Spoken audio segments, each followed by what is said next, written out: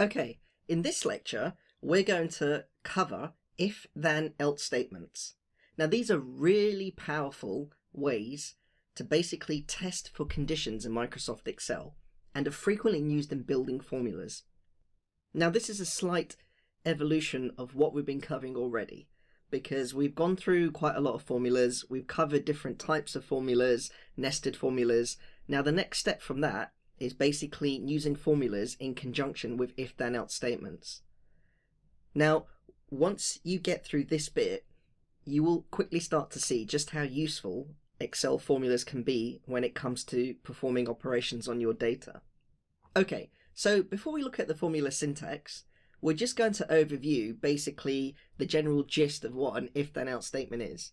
Basically, it enables you in Microsoft Excel to test for a condition, and then if that condition is true, do some operation, and if that condition is false, do some operation. Hence the if bit, which is the test bit. The keyword then is basically if it's true, and the keyword else is if it's false. So if, then, else. Okay, so the syntax for this, when you translate it to Microsoft Excel, is basically along the lines of this. You put an equals, the word if, open bracket, you put your test bit here, and then if your test is true, then you put a calculation or a formula here, and if the test is false, then you put a calculation or a formula in here. So just breaking that logic down, you basically got test, then what to do if test is true, which goes there, and then what to do if test is false. Now, you can have multiple if-then-else statements within each other. However, let's start with the basics first before we move on to that. Okay, so what are the typical uses for if-then-else statements? Well, the number one reason that you would use such a conditioning in Excel is that you want to do tests on your data. So you want to validate your data, whether it's text or numbers. Now, as mentioned before, if-then-else statements are often used as part of formulas to test for conditions. Now, an immediate benefit of using an if-then-else statement, which we're actually going to go through, a worked example, is that you can use it to, in essence, grade results. Now, what I mean by that is you can test for a condition on your particular piece of data. And if that condition is true, then you grade it based on the true outcome. And if the condition on your data fails, so whatever test you put on your piece of data fails, you then grade it accordingly. For example, bad if it fails your test, and if it passes your test, good. So I've got a quick worked example. We're going to go through this and break it down, similar to what we did in our previous example where we covered nesting formulas within each other. So we're going to look at the logic as well, because that's quite important for this type of problem, and especially because you're using if-then-else statements where you have to think, if I test a piece of data, what will be the outcome of that test if the test passes, and what will be the outcome if the test fails? Okay, so let's look at our worked example. So here we've got some exam results, and we've got various results. So we're going to ask the question and then break down that question. How can we grade these results? So how can we say, for example, make it that Mark, who has 80%, has a good result, while somebody who didn't do so well, so for example Kevin, who has 25%, we can mark that as bad? Well, the first thing we have to do is basically make a decision as to what our cutoff point is. So in other words, we have to make a grading system. Now, the requirement for this is just a simple one. So let's just say, in any case, anything that a student scores over 60% and above is good, and anything below it is bad. Okay, so step number 2 would be to write the logic out, and step number 3 would be to implement the logic. Okay, so here we've got the answers, and I've basically written some notes which we're going to go through when we dissect our formula, which contains our if-then-else statement. So we touched on this already, but just addressing point number 1, we've established that we just want to know for our test the good and bad. So if it's 60% and above, it's good, or if it's below 60%, it's bad. So our logic for point number 2 would be, if the grade is 60% and above, comma, flag it as good, and if it is below 60%, flag it as bad.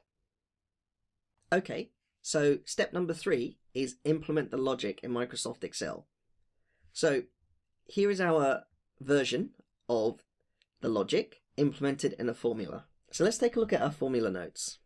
Right, point number 1, always start with equals.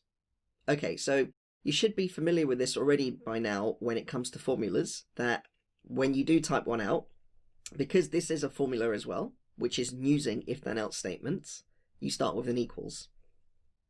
So you put equals, then you type if. Point number 2, you use open brackets. So you basically put an open bracket here, and remember all if then else statements start with this, which means down the line you'll have to close the bracket as well. Point number 3, reference the cell.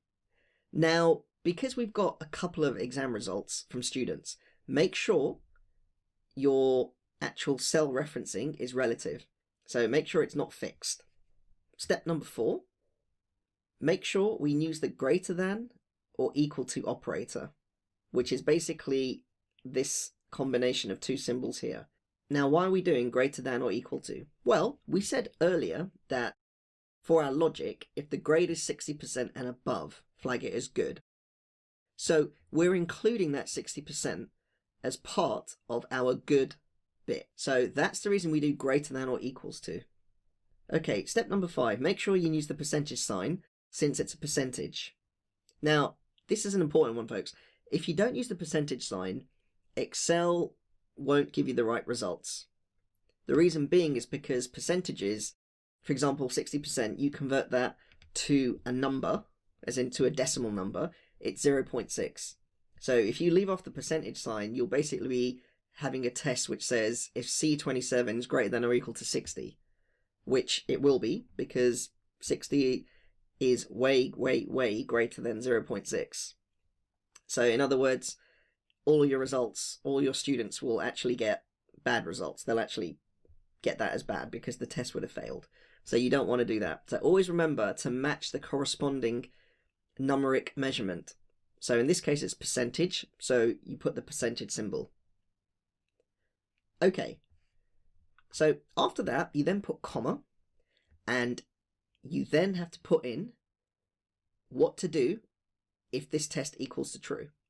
Now in this case we just want our cell entry to say good. So it's text, and remember all text goes in double quotes.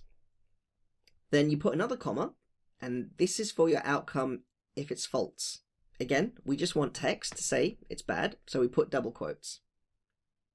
So notice how we're basically saying if do some test, if the outcome is true, mark it as good. If the outcome isn't true, in other words it's a fail, mark it as bad. So it's false basically. Hence the reason of if then else. So notice how we're basically saying if we perform some condition or a test on a piece of data and that test passes, in other words it's true, mark it as good. And if that test doesn't pass on our data, in other words it fails, it's false, mark it as bad. Now step number 8 is really important. Always perform a manual check on your result.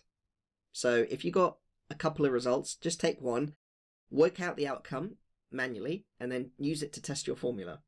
Because once you've written your formula, you need to know it works, because if you're going to use it for the rest of your data, it has to hold up, basically. Okay, so what we're going to do is basically go back up to this table here, and we're going to write the formula. Right, so I'm just going to put grade outcome, just so that we can label our header, and we're going to write this formula, and we're going to see as we write it the sorts of things that appear, like the tooltips and so forth.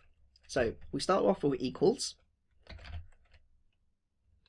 we type if, and as you can see we've got our familiar drop down and our tooltip, which basically explains what the if then else statement is. Okay, so we open our bracket.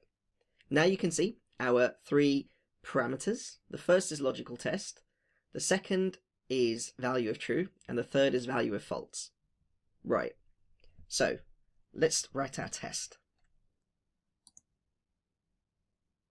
Okay, so I've selected D27. Now, you might have noticed that over here we had C27. Now, the reason I put that in, and the reason we're doing D27 here, is because it's important that when you write formulas, if you write it separately somewhere else, you always need to make sure your references tally up, your cell references. And this is part of the so-called manual checking process, which you need to start becoming aware of and start actively implementing. Because as an Excel user, when you're working on data and you're giving it to somebody else, whether it's a management report or whether it's, a KPI report, you need to make sure that your formulas hold. So it's always important to get into a habit where even if you write out your formula somewhere else, when you come to actually write it in your actual table, that the cell reference corresponds to the correct cell entry. Okay, so after we type in our cell reference, we then do the greater than or equal symbol.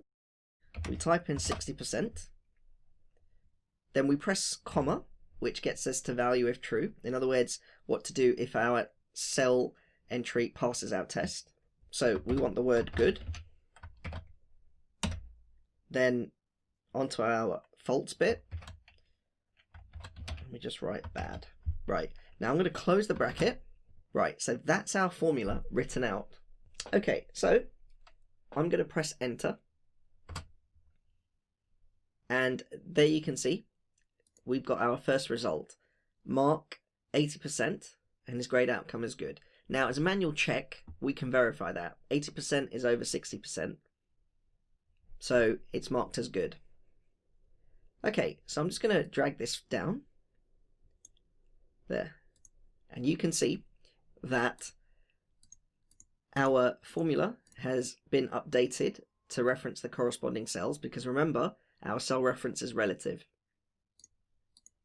So that's an example of using if then else statements in a formula to test for an outcome.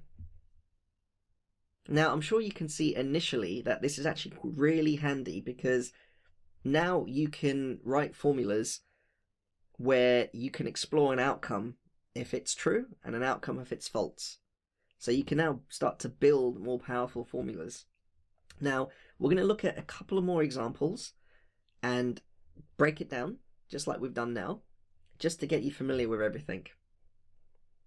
Okay, so on to the next lecture.